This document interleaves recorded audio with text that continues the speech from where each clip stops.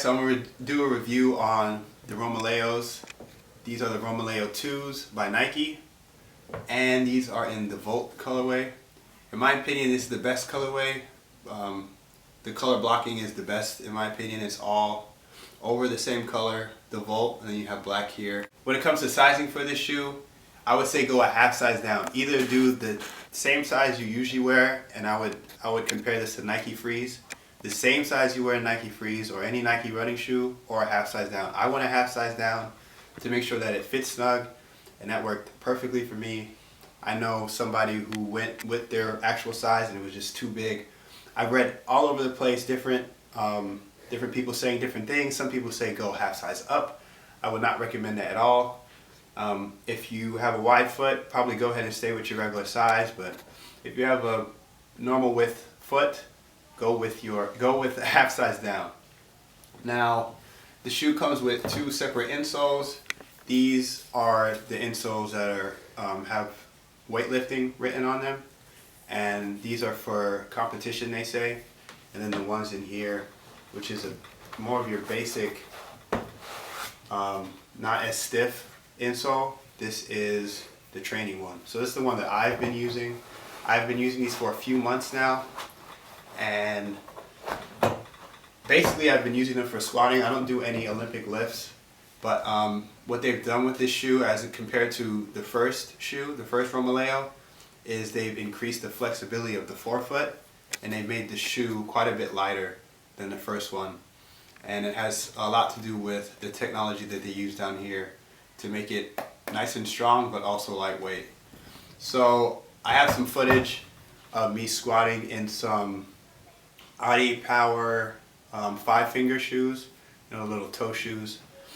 I got those before I got these, and I use them for squatting. So I have some footage of that, and I have some footage of me squatting in these a few months later. Now, mind you, one, the form is a lot better than the other, and it's not all because of the shoes.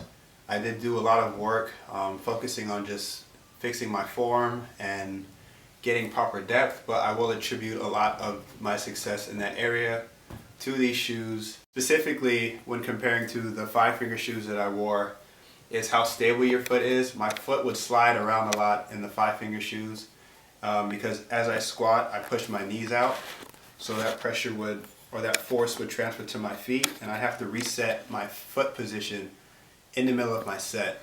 And if anybody's had to go through that, it's not really the best when you're squatting. But with these, when you put your foot in whatever position, whatever angle you like, whatever width you like, it stays there. You don't have to worry about repositioning your foot. You feel really stable. Your foot doesn't feel like it's rolling over at all because the containment is really well. There's two straps. This strap, I don't really think it really does anything unless maybe you have a super narrow foot. I leave this strap the same. Actually, I leave the laces the same. The only thing I do when I put them on usually is just I take off these straps, I slip my foot in, then I strap this back up. I do the same for the other foot.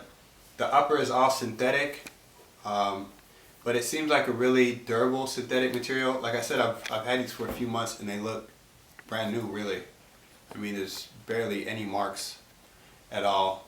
So a lot of people complain about the price, and although you can find them on sale at a lot of places, the price I think is worth it only because they'll last so long.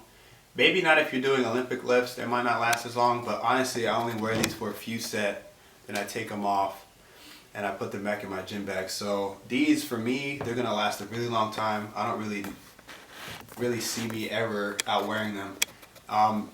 They're very solid.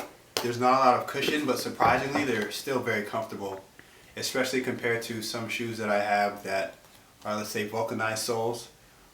My feet actually feel better in these. There's less pressure on the ball of my foot in these than in just a regular flat shoe. So they found a way to keep it really stable, but yet still have a level of cushioning, which I really don't even understand. The inside is really padded very well, and your foot, I mean, you could wear these all day really, except for the fact that the heel is raised. Just a few details I'll show. The bottom of them, they say Nike Power Bridge. That's what they call the tech for the heel. as you can see there. And then also something I just found, which I think is pretty cool, is on the inside.